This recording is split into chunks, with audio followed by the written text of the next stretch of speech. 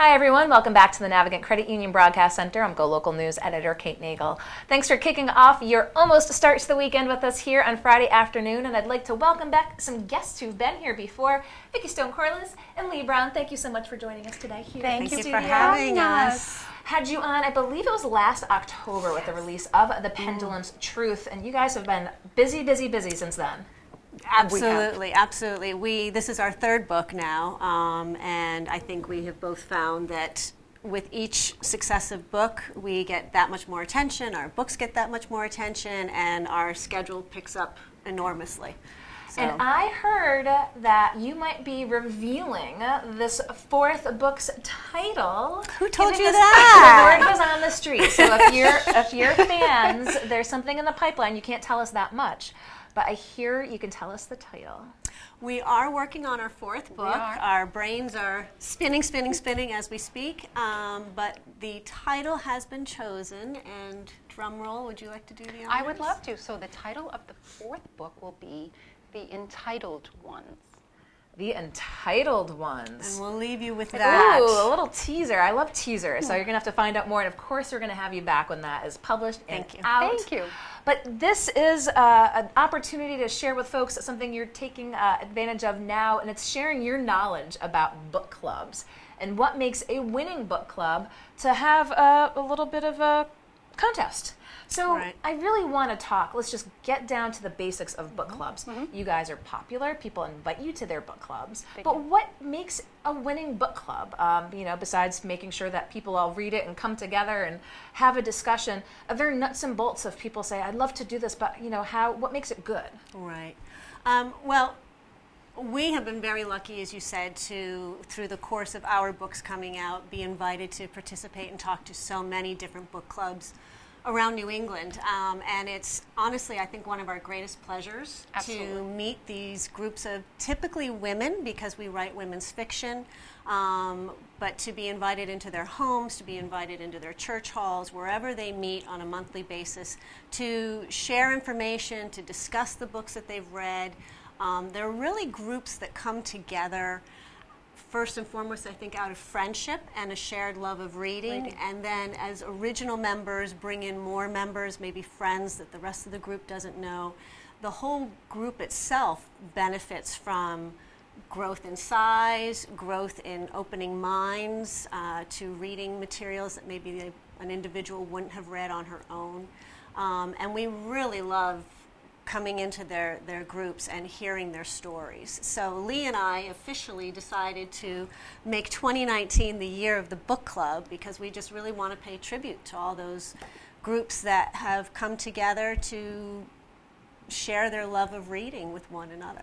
So you touch upon an important point. As authors being invited to book clubs, sounds like maybe that might be the gold standard. Sometimes if you're reading a book, you can't get the author in, but to have the authors of a book to come in that can share the insights and how the process worked, it's like you're getting the secret sauce. A book club is great. A book club with authors at the book club sounds even greater. Well, we have been really fortunate because we found out early on that people want to know what's the story behind the story. So, in other words, what made you pick that character? What made you go in that direction? How did you come across the setting? And presenting ourselves at a book club is the perfect opportunity to get into the backstory of the story. And you said as well, again, growth of book clubs. I mean, I can't imagine that there's probably no number too big, is there? What's your sense of, does size matter? I think that depends on the group themselves. We've attended groups that had as many as 26 members. We've attended groups that had as few as 6.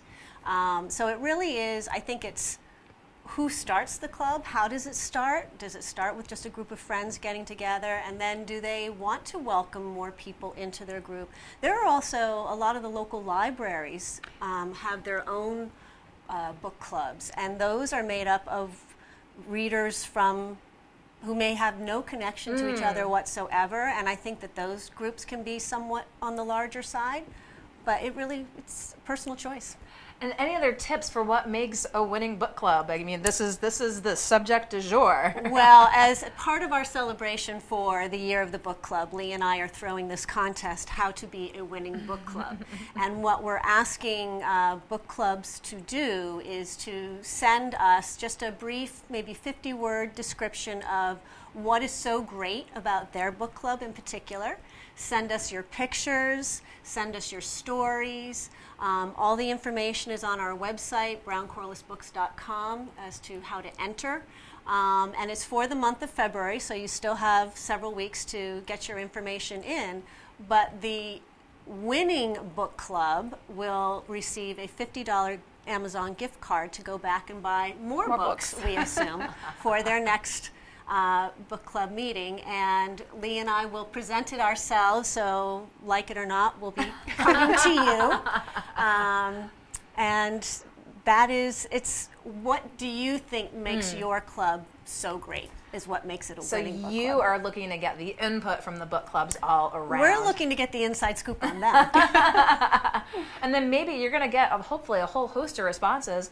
I mean, your knowledge base is going to be exponentially grown by hearing from all these book clubs. Absolutely. Yeah.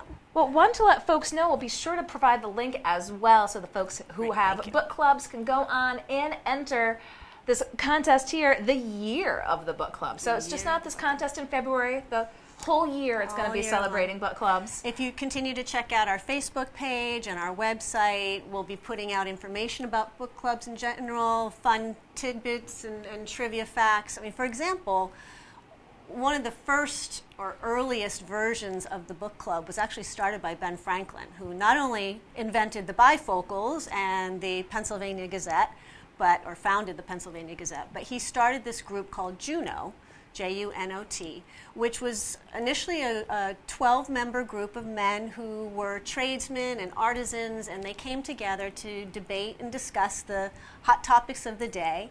They also were all well-read, and they brought their books into this meeting that was held once a month in the local tavern to sort of provide the resources and the backup for their arguments and debates. So that was sort of the early origins of the book club. And then, of course, we moved on to Oprah Winfrey in modern day contemporary book club language. So how much of an impact has Oprah had with having a book club?